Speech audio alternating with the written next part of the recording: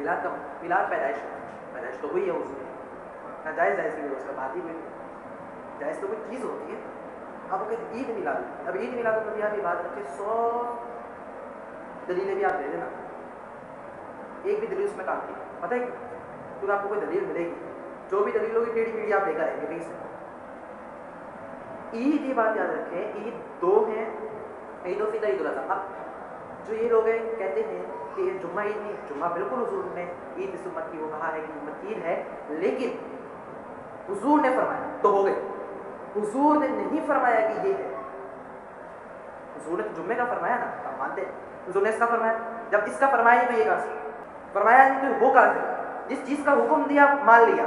اب اس چیز کے حکم کو تم کہو کہ جمعہ عید ہے تو عید کی نماز نہیں ہوتی. دیکھو حضور نے فرمایا عید ہے نماز نہیں پڑھائی اس کے عید کی لیکن نہیں فرمایا کہ میرا یوم ولادت جو ہے وہ تم عید کے موقع اس پہ بناؤ.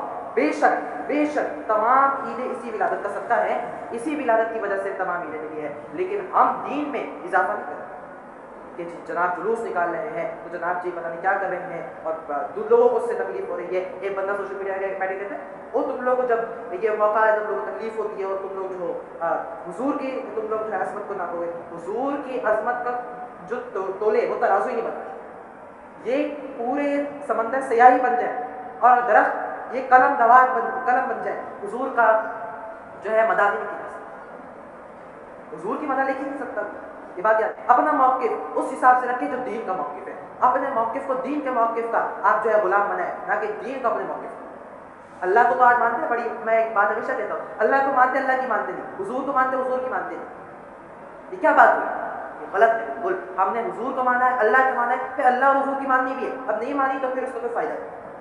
مانیں گے تو پھر کام ہوگا نہیں مانیں گے تو پھر کوئی بھی آپ بڑے سے بڑے جھنڈے لگا لیں اب کوئی کام نہیں ہوگا. یہ وہ لوگ ہیں کہ جنہوں نے دین میں اضافہ کیا. حضور نے فرمایا کل بدعۃ ضلالہ وکل ضلالۃ فی النار. ہر بدعت گمراہی ہے اور ہر گمراہی کا ٹھکانہ جہنم ہے نار ہے آگ ہے. تو پھر آپ یہ بات یاد رکھ لیں کوئی بھی دلیل دے آپ بولیں کہ جمعہ اگر عید حضور نے فرمایا ہے تو جمعہ کی عید حضور نے فرمایا ہے نماز نہیں پڑھے اس کے بارے میں حضور نے نہیں فرمایا ہے. اور یاد رکھیں آپ جمعے کا جمعہ سمجھ کے بابرکت سمجھ کے روزہ ہی رکھ سکتے ہیں.